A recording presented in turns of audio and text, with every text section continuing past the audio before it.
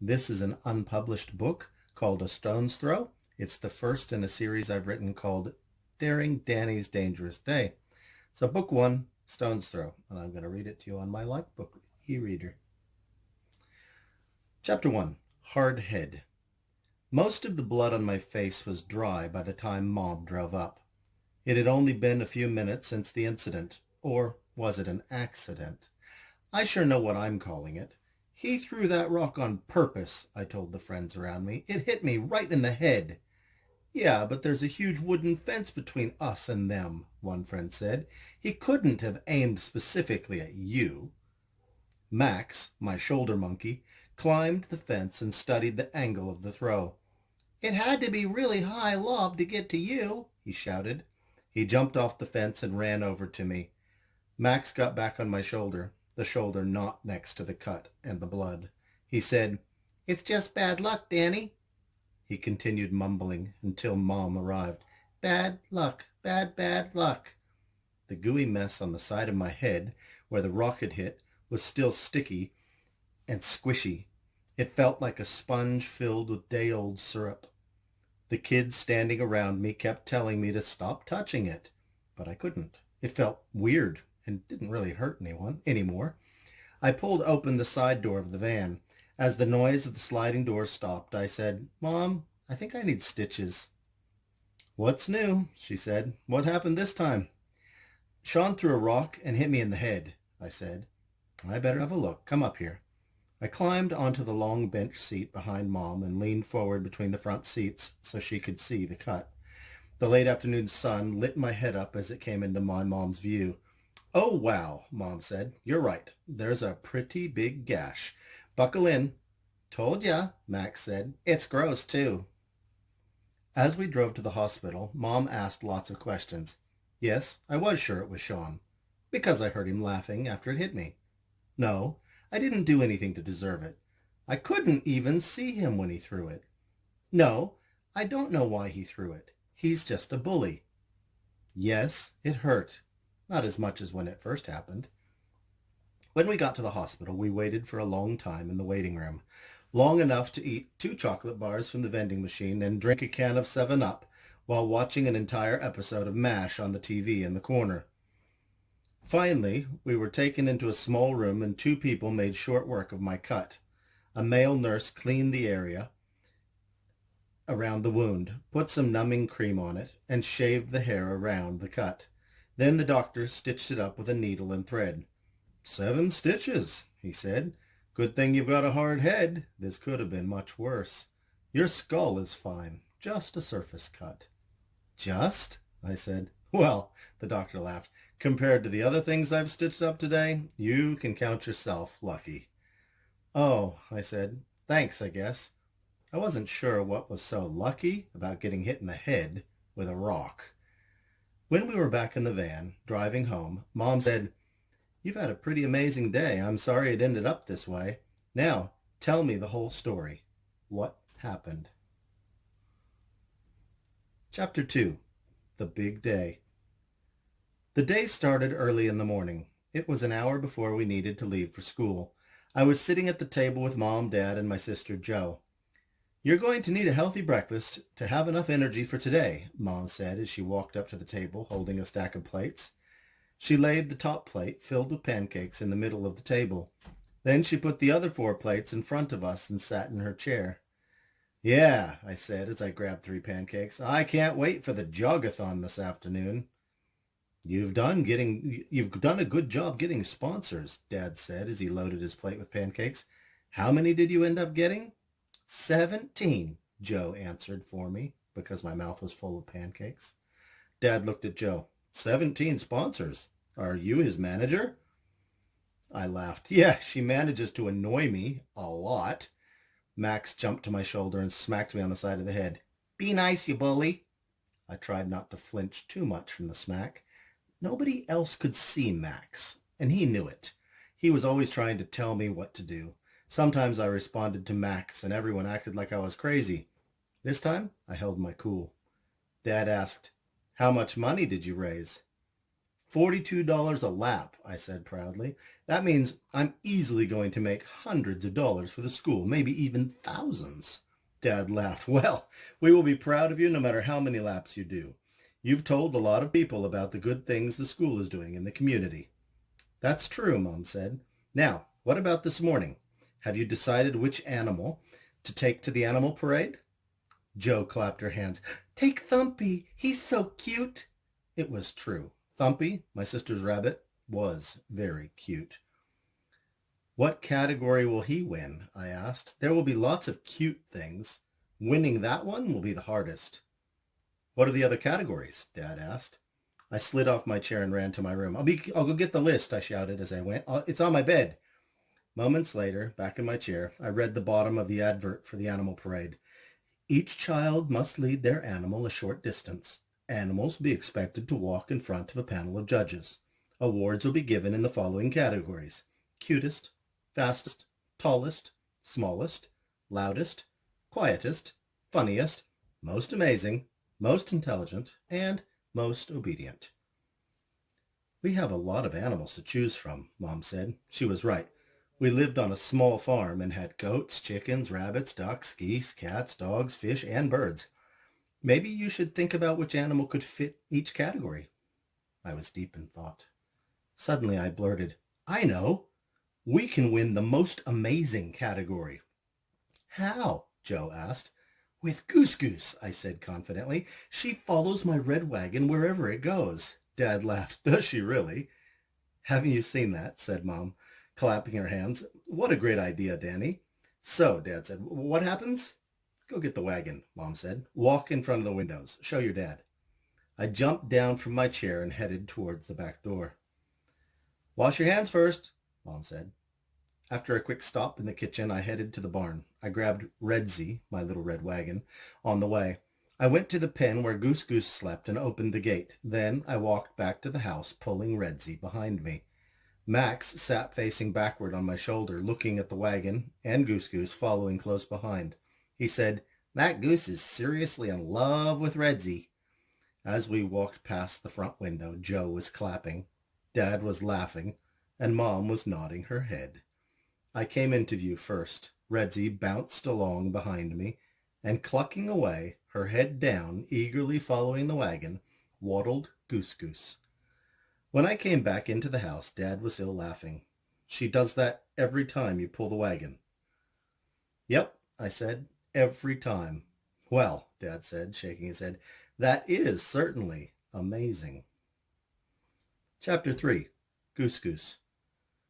Let's clean up the table, Mom said. Then we can get packed up and head to school. I don't want to be late, I said as I put my fork on my plate and carried it to the kitchen sink. The animal parade starts at 10, but everyone has to go to class first for roll call at 9:15 before we are allowed to get our animals ready. Go brush your teeth, Mom said.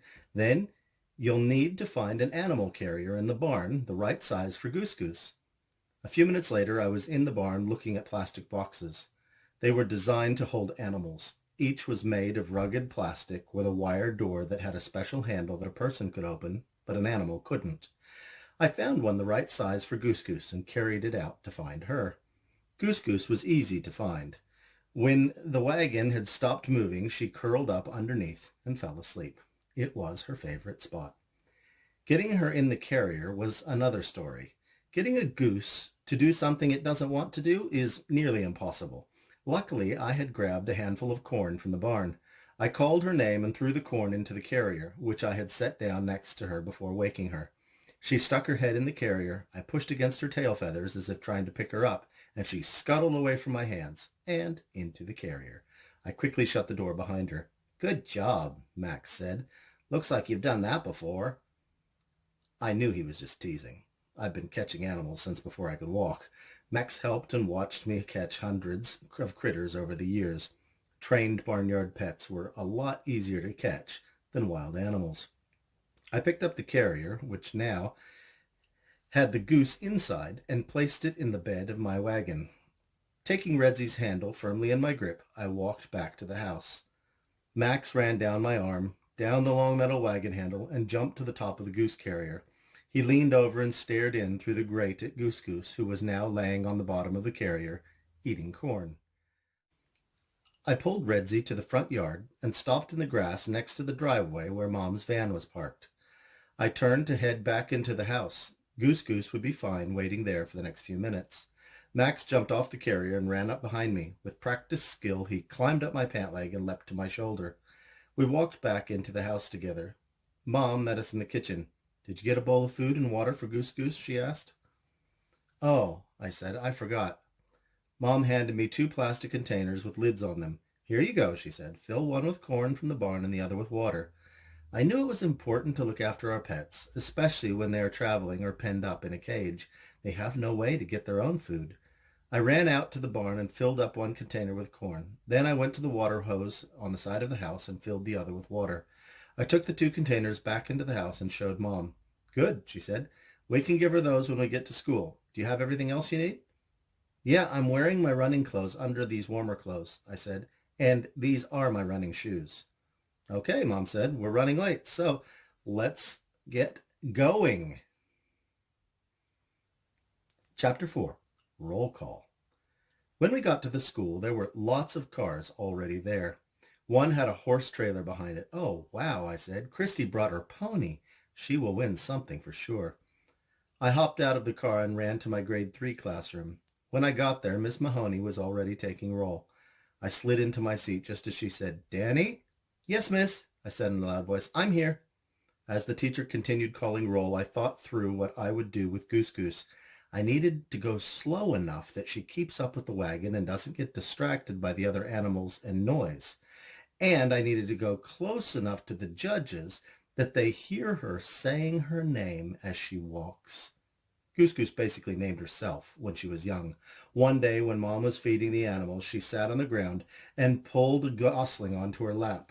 When she started patting the baby goose in long strokes down its neck and back, it started making a goosey cooing kind of noise that sounded a lot like goose, goose, goose, goose, goose, goose.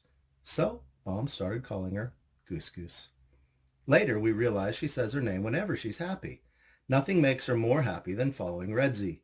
The first time Mom saw me pulling the wagon across the yard with Goose Goose in tow, she could hear the goose, goose, goose, goose from across the yard. She laughed and said, "I think Goose Goose is in love." "Danny," Miss Mahoney said, "are you with us?" Max was sitting on my desk facing me. He cupped his hands and yelled into my face, "Earth to Danny, earth to Danny." "Yeah," I nearly shouted, "I'm here." "Good to have you back," the teacher laughed. "You were lost in imagination land."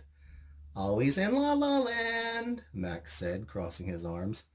"Sorry," I said. "I was just thinking about the parade. I'm going to win. Most amazing animal." "Are you now?" Miss Mahoney said.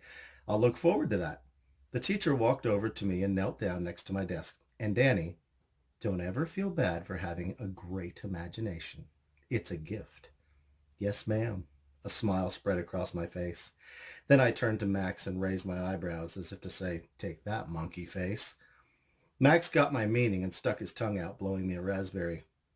"Please stand next to your desks," the teacher said, walking back to the front of the room. "It's time to head out to the animal parade." Everyone stood. Max jumped to my shoulder, his favorite spot. Miss Mahoney continued, "Those of you who brought animals, you can go to your parents and get set up for the parade. Those of you who are watching, please go sit on the grass in the middle of the oval." Following the teacher, everyone walked out of our classroom and headed to the animal parade. Chapter 5, Show-Stealing Secret. When I arrived at the van, Mom had already taken Goose Goose out of the carrier. They were sitting on the grass in front of the van. The goose was snuggled up on Mom's lap, saying her name while Mom patted her neck in long, slow strokes. "Hi, Mom," I said. "It's time to get ready for the parade." I headed to the back of the van and opened it. As the back door rose into the air, I saw the animal carrier sitting inside Redzy's bed. I removed the empty carrier and sat it aside. Then I took Redzy out of the van, jumped up to grab the door and pulled it down from above my head. The door slammed tight. As I started to pull the red wagon back to Mom, she said, "You might want the carrier, too." "Nah," I said. Goose Goose will follow the wagon." "Yes," Mom said, But do you want everyone to see the show-stealing act before the show begins? She's right, Max said from my shoulder. Don't give away the secret. I stopped. You're right. I laughed. Don't want to give away our show-stealing secret. As I turned the wagon around and headed back for the carrier, Max said, I see what you did there, show-stealing secret. He said the 3 words slowly. You mean the alliteration? I asked. Not only that, Max said. Yes, they all start with the same letter, but you also combined your mom's words with mine. Did I? I asked, raising a questioning eyebrow. Yes, Max said. You did. You are a word thief. I laughed out loud. You're crazy. Leave me alone. Let me do what I gotta do. We'd reached the van. I opened the door, grabbed the carrier, and put it in the bed of the red wagon. Max jumped from my shoulder onto the top of the carrier. I yanked down the van door and headed back to Mom. As I pulled Redsy, Max balanced on one foot atop the carrier. Woo! Look at me, Max said. I'm a crazy circus clown. You're right about that, I said. Mom looked up. Right about what? I thought quickly. The carrier. It was a great idea to keep Goose Goose's secret until the judges and the crowd are ready. That's what I thought, Mom said as she scooped the goose into her arms. Open the carrier, she said. I grabbed the metal clasp and squeezed. One piece went up, the other went down, and the carrier door popped open. I opened it wide and Mom slid the goose inside with ease. She was a practiced professional and made it look like no problem at all. She didn't need a handful of corn to trick Goose Goose like I did. I closed the carrier door and lifted it into the wagon. Did you bring the food and water? Mom asked. Oh, drat, I said. It's back in the van. That's okay, Mom said. I'll get it. I need to grab my purse and lock the van up anyway. Moments later, Mom was back and we headed to the parade ground, our secret safely stashed inside the carrier. Chapter 6. Registration. Arriving at the school's sport field, we saw people and animals everywhere. There was a long series of tables, probably about 6 of them, with judges sitting behind them. Around the field there were cats, dogs of all sizes, a couple of rabbits, a goat, and a horse. Each animal had a student holding a leash to control the animal. During the parade, every animal had to march in front of the judges, led by their student, and they would be judged in each category. The winner at the end would each get a prize for the category they topped. This is going to be easy, I said to Mom, like taking candy from a baby. Mom laughed. Don't get too confident. Some of the other kids could have secrets up their sleeves as well. I guess, I said, but Goose Goose could win any category. She's cute, smart, funny, and amazing. Mom said, wow, you really love Goose Goose. I can just see the newspaper headline now, Max said, still standing atop the carrier. Max cupped his hands like a megaphone and shouted, Step right up. Read all about it. Boy marries goose. I'm not in love with a goose, I said quite forcefully, and I'm certainly not going to marry her. Marry Goose Goose? Mom laughed. I don't think that's legal. Good, I said. Mom roughed up my hair with her hand. You've got quite the imagination, she laughed. Yeah, I said, I know. It keeps monkeying around with me. I stared menacingly at Max. Max ducked left and right as if I were shooting lasers at him. There was a long line of students at the tables. A large sign above the first table said, Register here. Looks like I need to go register, I said. Can I leave you here with Goose Goose? Mom nodded. Sure. See you in a bit. I turned and headed toward the long line of kids entering the parade. Max jumped from the carrier and ran after me. He shimmied up my pant leg and onto my shoulder. 20 minutes later, we walked back to find Mom sitting on the grass, leaning against the wagon, holding Goose Goose and reading a book. Tough life, I said. Mom looked up from her reading and said, Yeah, but somebody has to do it. She smiled. How did the registration go? I held a piece of paper with a red number 27 on it, dangling from a long loop of string, tied to both top corners of the label.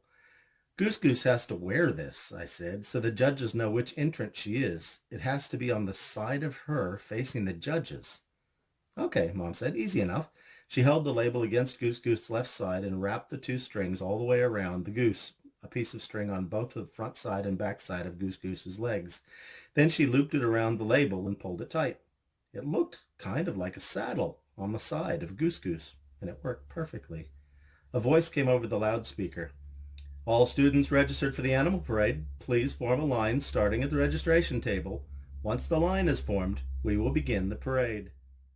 I picked up Goose Goose. Mom said, just keep her tight against you until you're ready to start the parade. She will be good if you hold her firmly. I will. Thanks, Mom. I said, here we go. Chapter 7. Animal Parade. Holding Goose Goose tight against my chest with one arm, I grabbed Redsy's handle.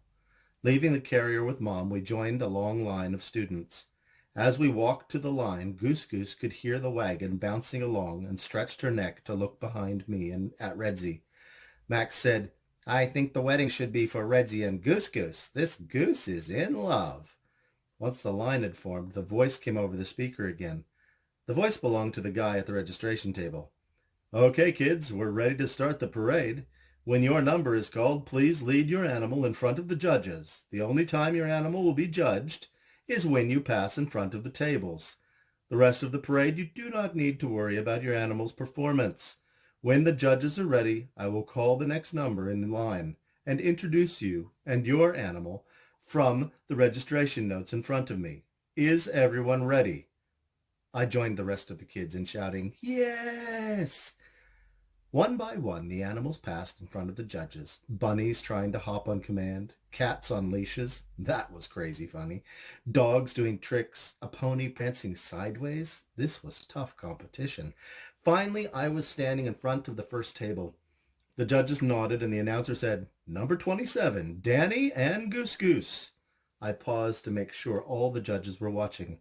Once I had their full attention, I sat Goose Goose down on the ground as if I were done playing with her, held tightly to the wagon handle, and walked away at a slow, steady pace. I didn't look back. It either worked or it didn't. It was now or nothing. I had only walked a few paces when I heard a familiar noise. Goose, goose, goose, goose, goose, goose. I kept my chin up, face forward, and continued my steady pace. They are eating this up, Max laughed. Goose Goose is a star. When I was well past the judges, I stopped, turned, and picked up Goose Goose. The crowd erupted. I hadn't realized they'd all gone quiet. Everyone was definitely amazed. I waited patiently until the announcer introduced the next competitor, and then I walked back to Mom. Well done, Mom laughed. You held the secret until the perfect time. That was certainly impressive. Thanks, Mom, I said as I handed her Goose Goose. Now we will see if the judges think she was the most amazing animal. There are a lot of really good ones. It seemed like forever until the parading animals finished. Then we had to wait for the judges to make their decisions. When they finally started calling the awards, they went through all the categories in order. Cutest, Lonnie's rabbit Fluff Bucket. Fastest, Joe's dog. Tallest, Christy's pony. Loudest, Bart's barking dog. Quietest, Shannon's rabbit Tiptoe. Funniest, Jack's backflipping dog. Most amazing, Bo's tail-chasing cat. Most intelligent, Sam's dog Count. And most obedient, Jenny's Jack Russell. That was all the categories. We hadn't won anything. I let out a slow breath. My shoulders sagged. I looked over at Mom. She shrugged and raised her palms in frustration. Max was quiet. He wrapped his legs around my neck and hugged me reassuringly. How had we lost? The announcer said, Ladies and gentlemen, that concludes all the awards planned for today. But the judges have decided to add one more award based on a unique entry. I sat up. Mom smiled a one-sided crooked smile. Max's grip tightened around my neck. Due to a truly outstanding and unexpected performance, the announcer continued, the category of Show Stealer has been added to today's awards. And the award for today's Show Stealer goes to a goose, a boy, and their little red wagon, Danny and Goose Goose. The crowd went crazy again. Max jumped to the top of my head and started pumping his fist and shouting, That's what I'm talking about, boy! I jumped to my feet and ran to the tables to accept my award. Max swung around my neck like a hula hoop as I ran. The announcer handed me a newly written award. He leaned over and said into my ear, "Good job, Danny. We all loved Goose Goose." Chapter 8, Number 32. When I got back to Mom, she had spread some sandwiches and fruit on the blanket. Lots of people came up during lunch and congratulated me. Most of them also rubbed Goose Goose's neck. After lunch, Mom said she needed to take Goose Goose home and then run some errands. She said she would be back after the Jog-A-Thon and that I should meet her at our usual pickup spot, next to the road, in front of the school. I said goodbye to Mom and Goose Goose and waved as the van pulled away. As I finished my sandwich, I scanned the crowd for where my friends were sitting. I found them and headed over to join them. I had barely started chatting with my friends when the voice on the announcer came over the loudspeaker again. "Those of you who are running in the Jog-A-Thon, please bring your sponsorship booklets to the registration table. The run will begin in 15 minutes. Those who have already turned in their books to a teacher, you also need to come to the table to get your number pinned on your shirt." I hopped up, as did a lot of other people, and joined the long line of runners. I'm a good runner. I'm not fast, but Jog-A-Thons aren't about being fast. They're about being consistent. I spend most of my free time at home riding my bike.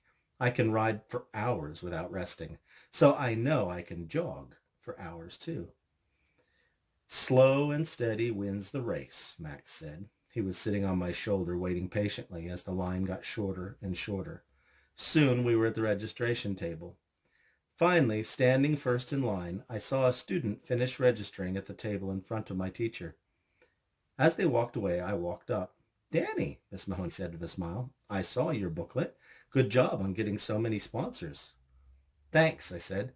$42 a lap should raise a lot."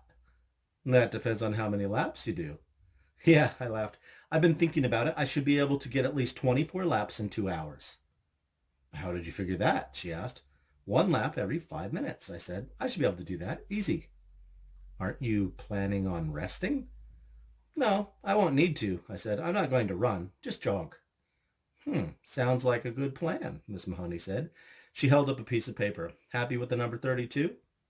"Sure," I said as I stepped forward and turned around so she could pin the number on my back. "Here's another one," Miss Mahoney said, handing me another number 32 with 2 safety pins. "Can you pin that on the front of your shirt?" "Yes," I said, taking the paper before walking away. "Oh, Danny," Miss Mahoney said from behind me. "Congratulations on your show-stealing goose." "Thanks," I said. Chapter 9, Jog-A-Thon. When the gun sounded, starting the Jog-A-Thon, I was in the middle of the crowd. We started slowly. Well, most of us did. Sean, a grade 6 boy, took off like it was the Olympics and he only had to run for 10 seconds to win. He was rounding the corner at the far end of the track before I even crossed the starting line. "Sean's going to win," a kid next to me said. "Yeah," another kid chimed in. "He's the fastest in the school." "Tell them what you think, Danny," Max said into my ear. "He may be the fastest," I said, "but this isn't about speed." "What do you mean?" the first kid asked. "Nobody can sprint for 2 hours," I said. "He's going to be laying on the side of the track soon." The other kids laughed. They knew I was right. About after 2 laps, I was proved right. As we passed the water tables, there was Sean laying on the ground, panting like a tired puppy. Max started laughing and fake panting as if he were running really fast. "He looks like a dying fish," I said to Max. But the other kids around me heard. They passed my joke through the crowd, and everyone laughed as they passed Sean, realizing who I meant. "Good one," Max said. I didn't mean for everyone else to hear. Whoops. Less than a minute later, Sean ran through the crowd and passed us all. I said. He has a strategy too. "What do you mean?" the boy next to me asked. Run, rest, I said. "If he can keep passing us, he will still win." "It's not a race," a grade 5 girl said. "My dad said it's about doing your best and then collecting the sponsorship money to help the school." "With Sean, it's always a race," I said. "Because he's fast," a boy said. "Yeah," I said. "Let's see how he goes after an hour." Sure enough, Sean kept resting and running, resting and running. He passed us and we passed him so many times that by the time an hour had passed, I had no idea who was on the most laps. There were lots of other kids in other groups too, and they all rested now and then and ran different speeds. Every once in a while I was jogging alone. A few minutes after the 15 minutes left announcement, I was alone again. I said to Max, "It is impossible to know who's in the lead." "Yeah," Max said. "That's why the judges are keeping track of your number each time you go past." "True," I said. "I'm not even sure how many laps I've done." A whistle blew and the announcer's voice told us to finish our final lap. There were only 2 minutes remaining. We crossed the line a minute or so later. The other runners dribbled across the line in the next few minutes. Soon the judges were finished comparing notes.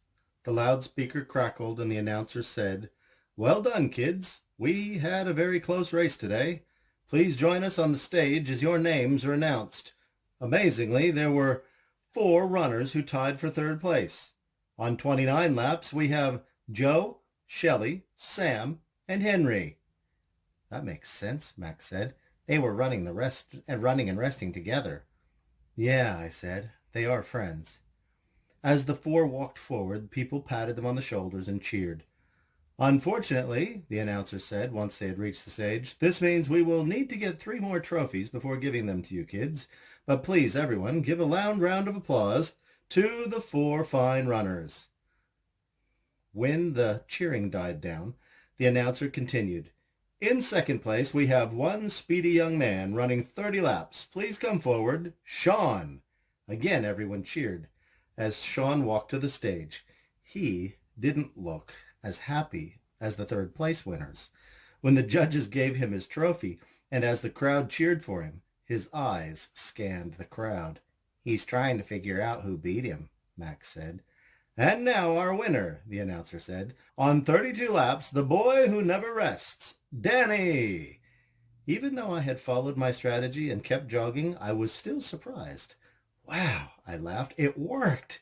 I made my way through the cheering crowd and walked onto the stage. As I passed Sean, he mumbled, "You got lucky." "Not really," I said. "Slow and steady wins the race." "Whatever," Sean said as I stood next to him on the stage. My strategy had just been better than his. Max quietly said into my ear, "I don't think he's impressed with your strategy." I shrugged my shoulders and smiled. The judge handed me the 1st place trophy and said, "Congratulations, Danny. Everyone put your hands together for our 1st place winner today, Danny." As the crowd cheered, Max lifted my hand and waved it at the crowd, and my face pulled itself into a tired but satisfied smile. What a day. Chapter 10. Waiting at the Gate. I always waited outside the front of school for Mom to pick me up. There was an entry and exit loop into the school car park, but that was always clogged with cars. This was faster. And as I stood waiting for Mom, lots of kids wanted to see my trophy. It was fun showing them and receiving their kind words. I explained my strategy over and over to anyone who asked. The question came in different words and sizes. How did you win? How could you keep running for 2 hours without resting? What did you think when kids kept running past you? My answer was always, slow and steady wins the race. It was a good answer because it was a good strategy. I had run the most laps because of my strategy. I had won the race. It was a story that did not get old. As I repeated my strategy proudly for the umpteenth time, I heard a voice from the other side of the fence copy me. In a mocking tone, the voice repeated over and over, "Slow and steady wins the race. Slow and steady wins the race." I couldn't see who it was because the fence was very tall and made of solid wood.